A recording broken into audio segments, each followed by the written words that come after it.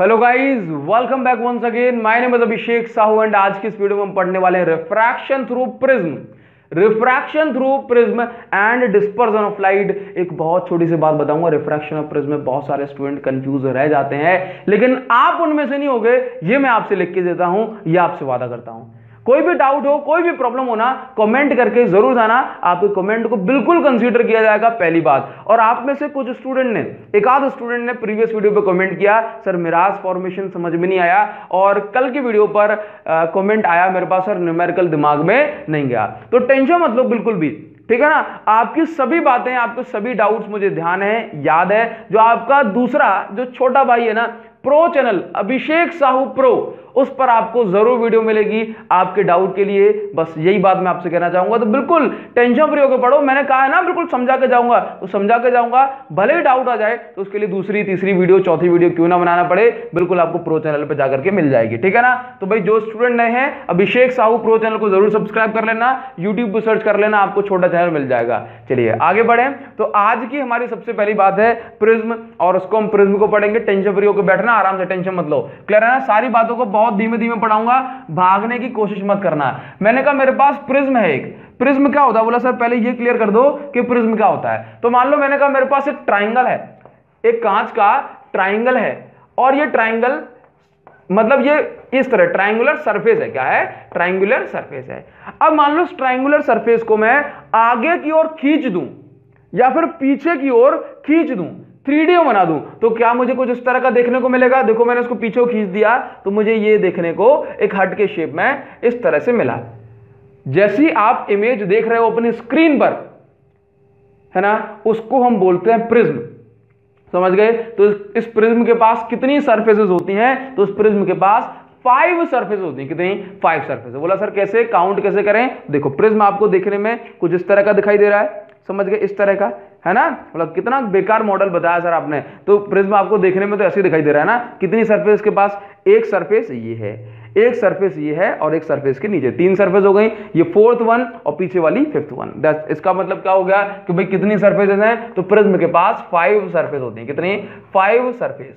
But जब हम इस प्रिज्म को सामने से देखते हैं, स्क्रीन वाले प्रिज्म को जब हम सामने से देखते हैं, तो फ्रंट व्यू, सामने से देखने पे हमें इस तरह का दिखाई देता है। तो जब मुझे रिफ्रैक्शन समझना है प्रिज्म से, तो मैं क्या करूंगा, पहले मैं एक बहुत छोटी सी बात आपको बताऊं कि मैं फ्रंट व्यू दिखाऊंगा। क्या दिखाऊंगा?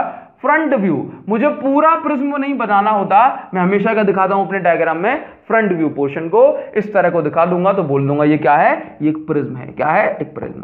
और प्रिज्म किसका बना है भाई? ये बना है ग्लास का। क्लियर है तेरी बात? चलिए अब हम ये जानना चाहते हैं, पहली चीज मैं आपको बताऊं कि हम फिजिक्स में प्रिज्म को क्यों स्टडी करते हैं। हम स्टडी करते हैं डिस्पर्जन ऑफ लाइट के लिए प्रिज्म को। डिस्पर्जन ऑफ लाइट क्या होता है? डिस्पर्जन का मतलब होता है फैल जाना, या फिर मैं कहूं किसी लाइट का उसके कॉन्स्टिट्यूएंट कलर्स में बिखर जाना। कॉन्स्टिट्यूएंट कलर का मतलब है जिन कलर से मिलकर के वो बनी है। समझ गए ना। तो डिस्पर्जन ऑफ लाइट का मतलब क्या है? लाइट का फैलना। किसका? लाइट का फैलना। लाइट का फैलना into several colours, into several colours, ठीक है, जिन कलर से मिलकर बनी उनमें फैल जाएगी। चलिए तो आपको एक बात समझ में आ रही है। मैंने कहा भाई कहीं किसी ने भी आपसे कह दिया कि डिस्पर्जन ऑफ लाइट हो रहा है, इसका मतलब क्या हुआ कि एक लाइट आई और वो 7 कलर में, 4 कलर में, 5 कलर में फैल गई, बिखर गई, तो हम इसको बोलते हैं डिस्पर्जन ऑफ लाइट। और व्हाइट लाइट हमेशा 7 कलर्स में डिस्पर्स होती है। चलिए आपको बताते हैं कैसे। एक एक रीजन आज के बाद से आपको हमेशा याद रहेगा, लेकिन पहले मैं आपको समझाना चाहता हूं कि कोई लाइट अगर एक प्रिज्म से पास होगी तो वो किस तरह से मुड़ेगी, किस तरह से मुड़ मुड़ के जाएगी और बाहर निकलेगी। क्लियर है? चलिए तो मैंने कहा कि सबसे पहले हम अपनी पोजीशन को बनाते हैं कुछ इस तरह से, और इस तरह से पोजीशन को बनाने के बाद एक लाइन यहां पे ड्रॉ कर देते हैं। समझ गए? ये मैंने एक लाइन ड्रॉ की। ये क्या है भाई? ये है हमारी इंसिडेंट लाइट रे। क्या है? ये हमारी है इंसिडेंट लाइट रे। हमने क्या किया, चीजों को बहुत आराम से पढ़ाऊंगा, सारी चीजें क्लियर होनी चाहिए, ठीक है ना। ये क्या है मेरे पास? ये है मेरे पास एक इंसिडेंट लाइट रे जो कि इस प्रिज्म से पर जाकर के स्ट्राइक की। अब आप जानते हो कि जहां पर लाइट स्ट्राइक करे, सरफेस के जिस पॉइंट पे लाइट स्ट्राइक करती है वहां पर एक नॉर्मल, दैट मीन्स एक 90 डिग्री ड्रॉ करते हैं। तो लाइट स्ट्राइक की यहां पे, तो मैं क्या करूंगा, यहां पर एक normal that means 90 degree draw करूंगा। समझ गए बात को? तो मैंने कहा कि भाई ये हो गया मेरे पास नॉर्मल। नॉर्मल समझते हैं सारे लोग, क्या होता है नॉर्मल का मतलब क्या, 90 डिग्री। तो 90 डिग्री देखो ये बन रहा है, प्रोटेक्टर की हेल्प से आप नॉर्मल बना लेना, आपको मजा आएगा। ठीक है, तो सर इसमें क्या मजे की बात है? मजे की बात ये है जब आपसे डायग्राम बनेगा ना तो आपको बिल्कुल मजा आएगा। तो ये रही मेरे पास एक इंसिडेंट लाइट रे, यहां जाके टकराई और उसके बाद ये रहा नॉर्मल। अब आप जानते हो कि अभी ये लाइट एयर में है, अब ये लाइट किस में जाएगी, अब ये लाइट ग्लास में जाएगी। कहां जाएगी? ग्लास में जाएगी, और उसके बाद वापस से एयर में जाएगी। तो ग्लास का एक भारी मीडियम है ना, एक डेंसर मीडियम। तो लाइट जब एयर से ग्लास में जाती है, जब रेयर मीडियम से डेंसर मीडियम में जाती है, तो नॉर्मल की ओर झुक जाती है, क्योंकि उसको फैलने का मौका नहीं मिलता। ग्लास में लाइट फैल नहीं पाती, नॉर्मल की के पास में चली जाती है, टुवर्ड्स नॉर्मल चली जाती है। तो जब ये लाइट इस तरह से जाएगी, तो ये जाना तो चाहती थी ऐसे, देखो इस बात को याद रखना, ये लाइट जाना तो चाहती थी, ये लाइट चाहती थी ऐसे जाना, ये लाइट चाहती थी ऐसे जाना, लेकिन ये ऐसे जा नहीं पाई। जैसे ये ग्लास में एंटर की, इसको पता पड़ गया कि भाई अब मुझे जो है ना फैलने का मौका नहीं मिलेगा, मैं टुवर्ड्स द नॉर्मल झुक जाऊंगी। दैट मीन्स ये लाइट सीधी नहीं जा पाई, ये कहां चली गई? टुवर्ड्स द नॉर्मल की ओर झुक गई, और ये इतनी झुक गई, इतनी यहां से ये इतनी जाकर के बेंड हो गई। समझ गए? तो ये लाइट को, इस लाइट को हमने क्या बोला? इस लाइट को हमने बोला रिफ्रैक्टेड लाइट रे। क्या बोला? रिफ्रैक्टेड लाइट रे। ठीक है, और ये लाइट ऐसे जाना चाहती थी, तो जाना चाहती थी के लिए हम दिखा देंगे यहां पर डैश डैश से। किससे दिखा देंगे? डॉटेड लाइन से। क्लियर है? चलिए, ये लाइट ऐसे जाना चाहती थी। अब देखो ये लाइट कैसे गई? बोला ये लाइट इस तरह से गई, रिफ्रैक्टेड। नाउ अब जहां पर लाइट रिफ्रैक्ट करेगी वहीं पर हम क्या करेंगे? वहीं पर हम एक और जो है ना नॉर्मल ड्रॉ करेंगे। यहां पे स्ट्राइक की, हमने यहां पर एक नॉर्मल बनाया। नॉर्मल कैसे बनाएंगे? बोला ये रही 90 डिग्री। चलिए, तो ये हमने नॉर्मल को इस तरह से ड्रॉ कर दिया।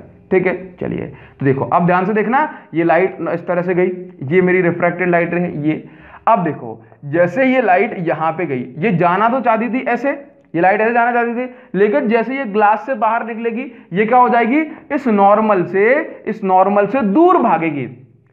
जैसे ही लाइट ग्लास से एयर में जाएगी, उसको फैलने का मौका मिल जाएगा, तो वो लाइट इस नॉर्मल से दूर भागेगी। और नॉर्मल से दूर भागने का मतलब ऊपर तो नहीं जा सकती ना, वो कहां जाएगी? नीचे। तो ये लाइट नीचे चली जाएगी। समझ गए?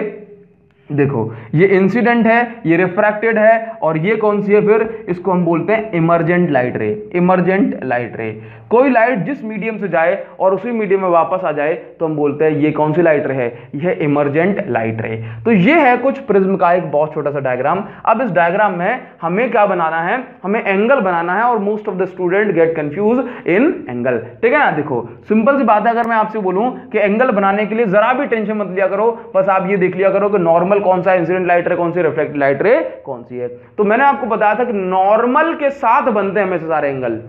तो नॉर्मल और इंसिडेंट लाइट रे के बीच में एंगल कौन सा होता है?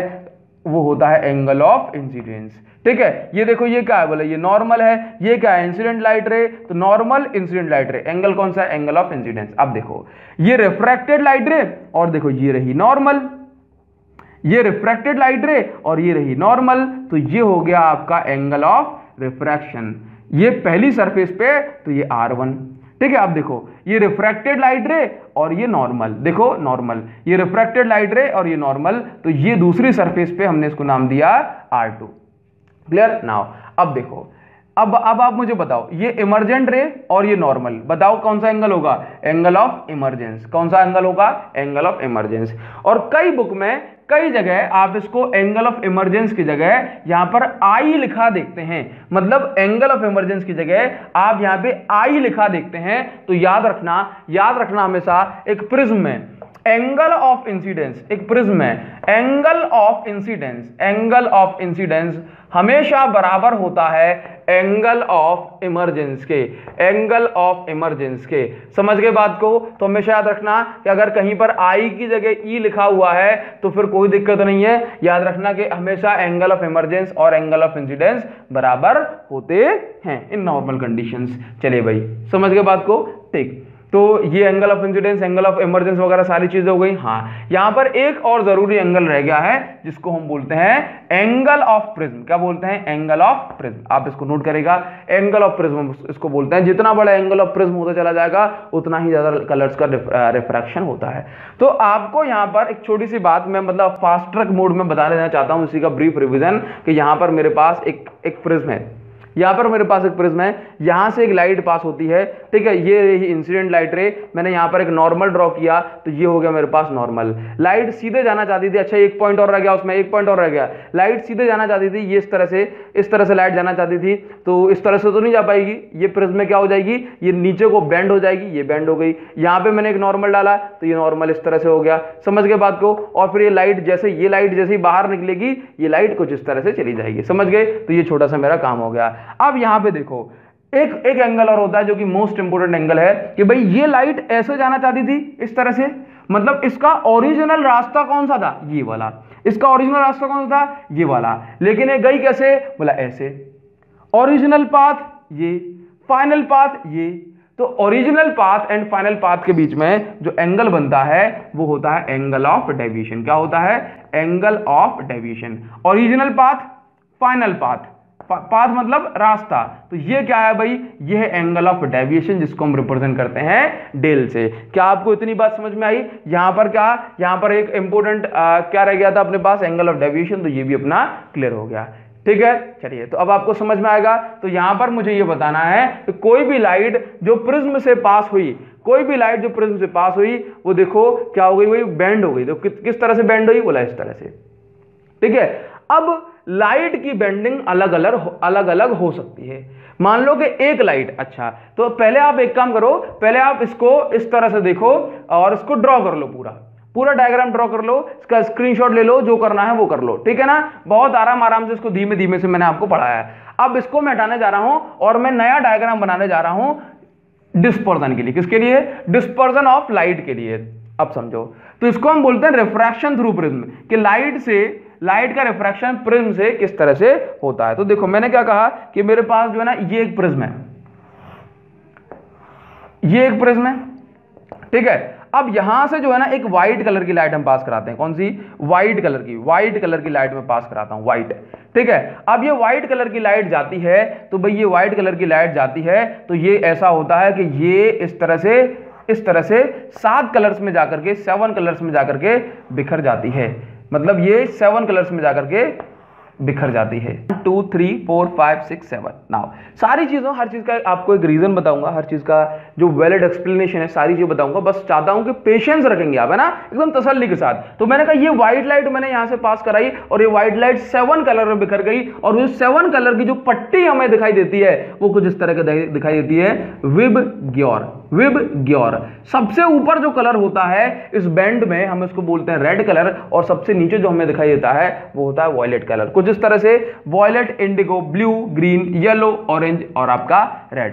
क्लियर है तेरी बात? चलिए, तो देखो सबसे पहली चीज मैं आपको बताऊंगा कि यहां पर जो 7 कलर की आपको बैंड दिखाई दे रही है, यहां पर 7 कलर की जो बैंड, जो पट्टी आपको दिखाई देगी, उसको हम बोलते हैं स्पेक्ट्रम ऑफ लाइट। क्या बोलते हैं? स्पेक्ट्रम ऑफ कलर्स, या फिर स्पेक्ट्रम आप सिंपल बोल सकते हो। तो कभी भी आपसे कह दिया जाए spectrum of light, spectrum of colour, तो याद रखना एक बैंड जिसपे अलग अलग कलर की लाइट है। समझ गए बात को? बात ठीक है। चलिए, अब हम बात करेंगे कि ये व्हाइट लाइट 7 कलर में क्यों बिखर जाती है, और सबसे ऊपर रेड और सबसे नीचे वॉयलेट क्यों आता है ना, और इनका सीक्वेंस यही क्यों है, कुछ और क्यों नहीं। तो याद रखना कि मैंने कहा कि जो व्हाइट लाइट है ये एक्चुअली में 7 कलर से मिलकर के बनी होती है, 7 कलर्स की लाइट से मिलकर के बनी होती है। जब ये 7 लाइट्स आपस में एक साथ रहती हैं मिलजुल कर, तो फिर हमें किसी का आपस में कलर नहीं दिखाई देता, सारी की सारी हमें व्हाइट कलर की दिखाई देती हैं। समझ गए? तो एक्चुअली में जो सनलाइट हम देखते हैं वो हमें व्हाइट दिखाई देती है, लेकिन वो उसके अंदर कौन कौन से कलर होते हैं, उसके अंदर सारे के सारे कलर होते हैं। जो हमें सनलाइट दिखाई देती है वो व्हाइट कलर की होती है, लेकिन उसके अंदर हमें सारे के सारे कलर दिखाई, मतलब सारे के सारे कलर होते हैं, लेकिन हमें दिखाई व्हाइट कलर की ही देती है। समझ गए? अब देखो, मैं आपसे कहता हूं कि इस व्हाइट लाइट को मैंने प्रिज्म से पास कराया। आप समझते हो कि प्रिज्म में कोई लाइट जाएगी, तो वो रिफ्रैक्ट होगी, मतलब इस तरह से गई और वो ऐसे मुड़ेगी और इस तरह चली जाएगी। ठीक है। अब मैंने कहा कि जैसे मान लो आप 7 फ्रेंड्स हैं, कितने आप 7 दोस्त हो। अब क्या हुआ कि वैसे आप क्या कर रहे हो, वैसे सारे के सारे हाथ पकड़ के चल रहे हो, वैसे सारे के सारे हाथ पकड़ के चल रहे हो। और मान लो कि आप किसी के गार्डन में गए हो, ठीक है ना। अब भाई उनका जो है ना बहुत खतरनाक वाला कुत्ता एक पीछे पड़ जाए सबके, तो क्या सारे हाथ पकड़ के दौड़ेंगे? नहीं। जिसकी स्पीड ज्यादा होगी वो जल्दी जल्दी भाग जाएगा, जिसकी स्पीड कम होगी वो पीछे रह जाएगा।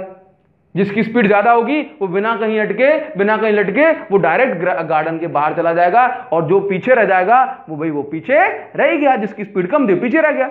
और आप ऐसा भी देखोगे कि भाई जो बड़ा था, जिसके कदम लंबे लंबे थे, वो जल्दी जल्दी उस गार्डन को क्रॉस कर गया, जिसके कदम छोटे थे वो उस गार्डन के अंदर रह गया और उसको देर में ही क्रॉस कर पाया। अच्छी बात है, कुत्ते को किसी ने काट नहीं पाया, ठीक है ना। चलिए देखो, तो सिंपल सी बात मैं आपको ये बताता हूं कि कहानी वही 7 दोस्त की है ना। अब ये 7 के 7 हाथ पकड़ के चलते हैं, लेकिन जब इनके रास्ते में कोई रुकावट आएगी, जब इनके पीछे कोई कुत्ता पड़ेगा, तो सारे के सारे अपना अपना हाथ छोड़ के भाग जाएंगे। याद रखना, इसीलिए खुद पर डिपेंडेंट रहो, यही कहानी का उद्देश्य है, ठीक है ना। देखो, तो मैंने कहा ये व्हाइट लाइट गई, ये व्हाइट लाइट गई, और इसके बाद ये बिखर गई। क्यों बिखर गई? तो रीजन सुनो। देखो, ये जो 7 कलर्स की लाइट है, हर कलर की लाइट की अपनी अपनी स्पीड होती है ना। और ये स्पीड को डिसाइड कौन करता है? स्पीड को डिसाइड करती है वेवलेंथ। जैसे मान लो मैंने कहा ये जो लाइट है, ये जो लाइट है, हर कलर की लाइट की अपनी अपनी वेव होती है। मैंने कहा जो लाइट है वो वेव के फॉर्म में ट्रांसफर हो रही है। किस फॉर्म में? वेव के फॉर्म में आगे बढ़ रही है। क्लियर? तो मैंने कहा इस वेव को मैं स्टडी करता हूं, तो मैंने कहा ये जो है ना दो, जैसे मान लो ये वेव का टॉप मोस्ट पॉइंट, ये वेव का दूसरा टॉप मोस्ट पॉइंट, तो आपने पढ़ा हुआ है कि इस टॉप मोस्ट पॉइंट को हम कहते हैं क्रेस्ट, और इसको भी हम कहते हैं क्रेस्ट। समझ गए? चलिए, तो 2 क्रेस्ट के बीच की जो लेंथ होती है, 2 क्रेस्ट के बीच की जो लेंथ होती है, इसको हम बोलते हैं कि ये वेवलेंथ है। क्या है? वेवलेंथ। तो जिस कलर की जितनी बड़ी वेवलेंथ होगी, जिस कलर की जितनी बड़ी वेवलेंथ होगी, उस कलर की उतनी ही ज्यादा स्पीड होगी। आप ऐसे मान के चल सकते हो कि ये जो वेव के है ना, ये वेव के कदम हैं, स्टेप हैं, कि भाई मैंने कहा मैंने 4 कदम चला, तो मेरे कदम अगर बड़े बड़े हैं तो मैं उन्हीं 4 कदम में ज्यादा आगे बढ़ जाऊंगा ना। मैंने कहा था कि 7 दोस्त हैं, जो बड़े बड़े कदम लेता है वो जल्दी उस गार्डन को क्रॉस कर गया, और जो छोटे छोटे कदम लेता है वो छोटे छोटे आगे बढ़ता है, धीमे धीमे से आगे बढ़ता है, वो देर में आगे बढ़ पाएगा, देर में जो है उस गार्डन को क्रॉस कर पाएगा। तो बस यही कहानी है कि देखो, जिसकी वेवलेंथ जितनी बड़ी उसकी स्पीड उतनी ही ज्यादा। याद रखना, वेवलेंथ और स्पीड आपस में डायरेक्टली प्रोपोर्शनल है। वेवलेंथ और स्पीड आपस में डायरेक्टली प्रोपोर्शनल है in case of waves, light. Clear? तो मैंने कहा ये बताओ कि सबसे ज्यादा वेवलेंथ किसकी बड़ी होती है? तो आप बोलोगे रेड कलर की। हमने स्टडी किया, हमने पाया कि सबसे बड़ी जो वेवलेंथ होती है वो रेड कलर की होती है।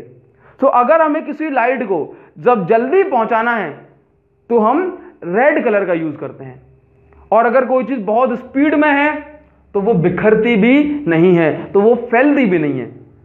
समझ गए ना? बिना डेविएट किए हुए आगे बढ़ जाती है। मैंने मान लो एक बुलेट से, मतलब मैंने एक गोली चलाई, अब वो गोली बहुत स्पीड में है, समझ गए, तो वो क्या करेगी? वो एक छोटे से कांच के पीस को क्रॉस करते हुए सीधी आगे बढ़ जाएगी।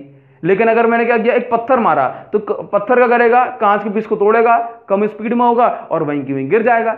तो जिसकी स्पीड जितनी ज्यादा वो उतना ही कम डेविएट होता है, या इसका मतलब है उतना ही कम अपने पाथ से भटकता है, उतना ही कम अपने रास्ते को चेंज करता है। समझ गए बात को? समझ गए ना? जैसे मान लो आप स्लो चल रहे हो, अब स्लो चलते चलते आपका कंधा किसी टकरा गया तो आप जो है ना वहीं की वहीं हिल जाओगे। लेकिन मान लो आप फास्ट चल रहे हो, किसी कंधा टकरा गया तो पीछे साइड में करते हुए ऐसे निकल जाओगे। समझ गए? तो स्पीड जितनी ज्यादा होगी उतना ही कम डेविएशन होगा, उतना ही कम रास्ते में चेंज आएगा।